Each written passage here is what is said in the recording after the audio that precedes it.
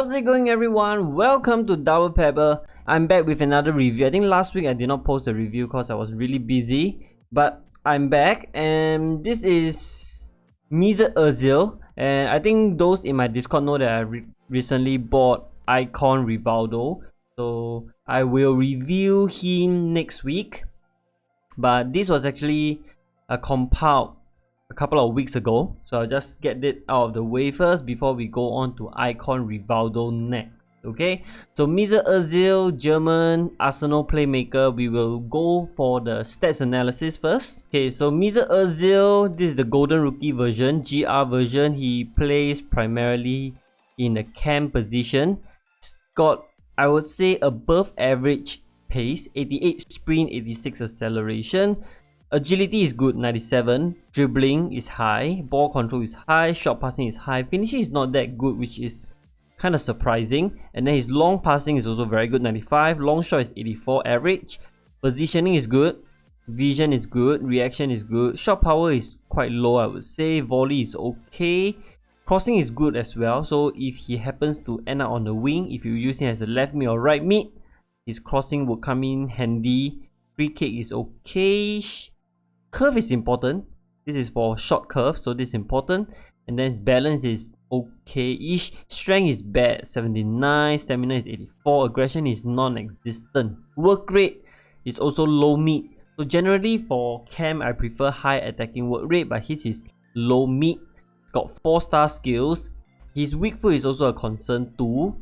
And he's got small stature. He's got impressive skill trait and a playmaker trait. So I think every cam should have the playmaker trait for them to really be the creative hub of the team.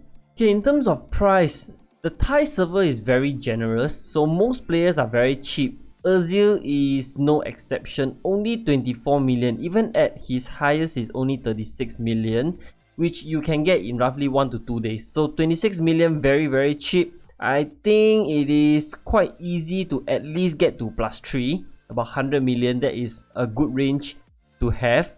And we will now go into the in-game analysis to see whether you should invest in Mesut Özil.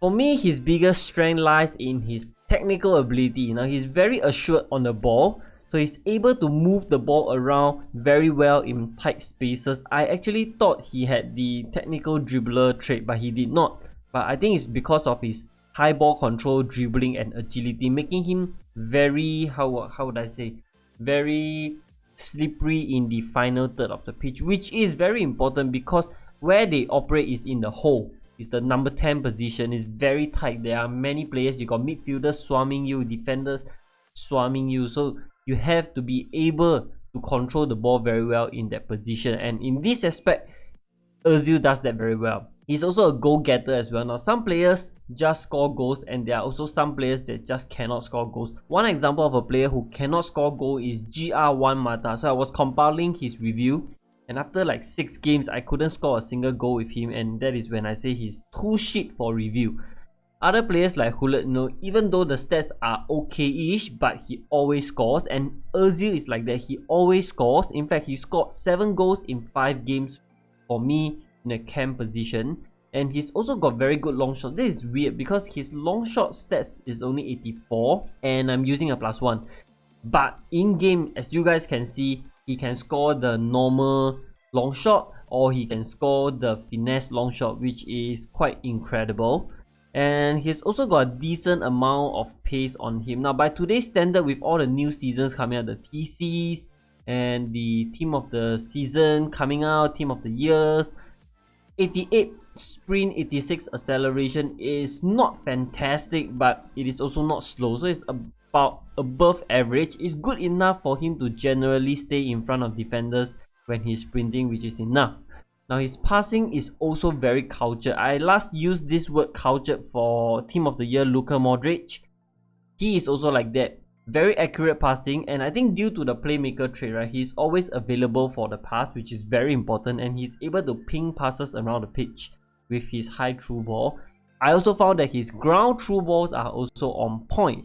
Very measured. If you look at the highlights, I think it happened twice where he really thread the ball through the eye of the needle to get the ball to CR or Mbappe to score. Now, this is also probably due to his high vision as well. Next, we go to his weakness. The first thing I want to talk about is his work rate. So for me, right, he's more like a trequartista. So if you play FM, you know this word trequartista. Basically, he's like a Xavi or like a Deco who likes to stay around the center of the pitch in a number 10 position, dictating the play, threading through balls, pinging passes left, right, and center. He is almost like that because of his low mid work rate, and he normally prefers to work his magic in that whole position, unlike the more traditional English kind of attacking midfielder, you know, like a Lampard or Gerrard, where they are constantly sprinting past the midfield position and past the last defender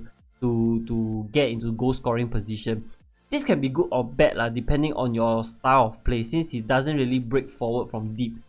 I remember the first camp that I did was NHD James Rodriguez, and he breaks forward a lot, and that is actually pretty good for my kind of play. Whereas for Özil, he likes to hang back. So if you want to involve him in the play, you need to really pass the ball to him at the back and let him dictate the play.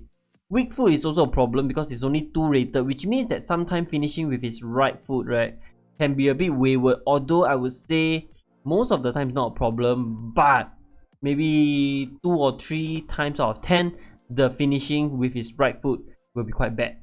Area ability, of course, non-existent. I think he didn't even attempt a single header for me in the 6 games that I did, so don't expect him to score many headers.